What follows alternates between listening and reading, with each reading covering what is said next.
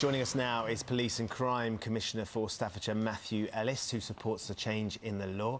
And in the studio with us is police handler Mark Tasker and his now retired German Shepherd, Bear, who is absolutely gorgeous. Huge good to have you both and furry and gorgeous. Let's start with Matthew down the line. Just talk us through the situation and how Finn's law has come about here, Matthew. Why you believe it's so important? Well, I think the general public rightly understand that police dogs do the public a massive service. They represent law and order. And the fact that injuring, hurting, killing a police dog is pretty well the same as kicking the panel on a police car, I find absolutely extraordinary and actually really offensive. So I think it's absolutely right that we look at giving them more protection, partly because they're not inanimate objects. They've got feelings, they've got emotions, they're very dedicated to the job that they do, and partly because they do represent law and order, and we ought to be really, really clear that they need protecting.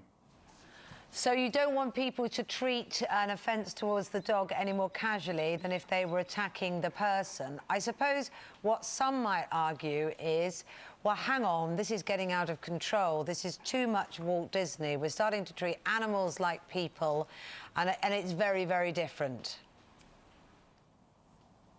Well, I've made quite clear that I think there are risks with treating them the same as a human officer.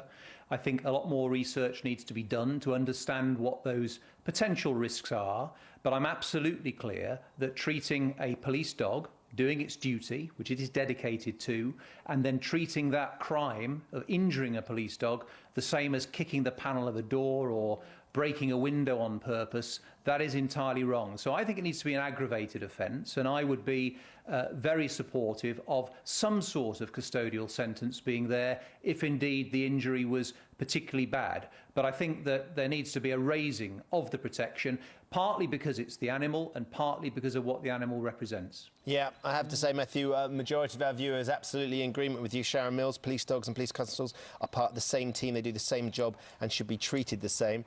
We've got two of them in the studio here, Mark and Bear, both now retired. Bear's certainly fascinated by surroundings, isn't he, Mark? Talk us through some of the things that you have been through as a police handler and Bear as a police dog. Obviously, I've been on the dog section for 26 years, a police officer for 30 years. In that time, I've been attacked. My dogs have been attacked. One of my dogs was attacked with a knife.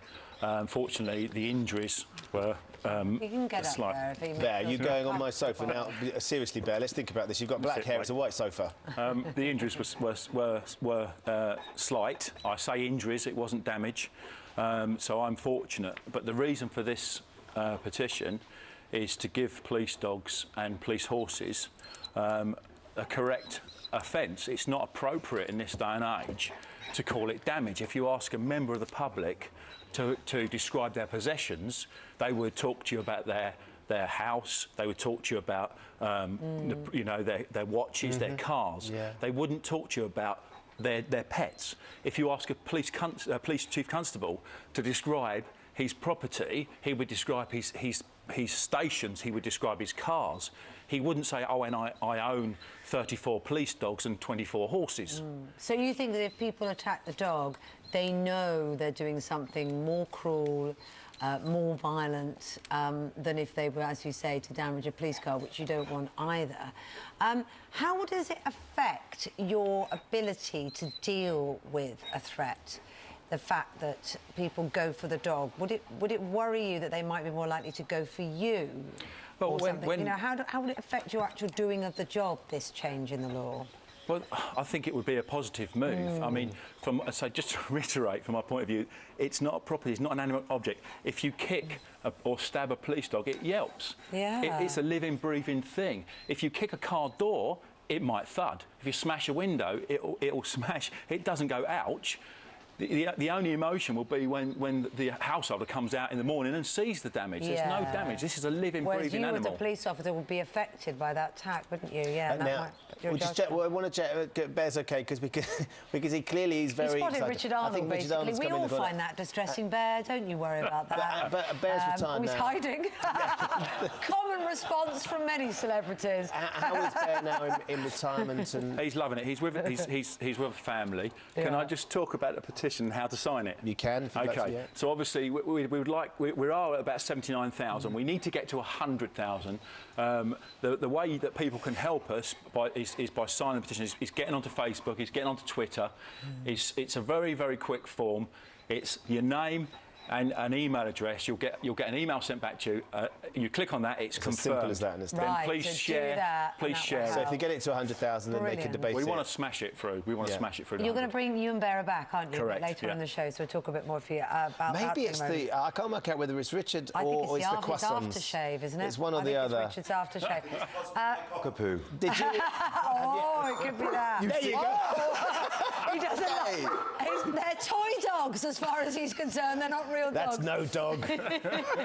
Was it a concern that you might pass it on, or were you concerned when he was starting to speak? Yes. I mean, it's one of those things that goes through your mind, isn't it? Or what does she make of it? Yeah. Absolutely. Every time I'm around my daughter, I try and speak a lot slower than what I usually do. You know, because if she was to hear it and start to copy Daddy, you know, there's always that issue there, and so I'm very conscious of it around my daughter. Yeah. Do you explain the situation? She understands that you have. Yeah, she a understands speech now. Yes,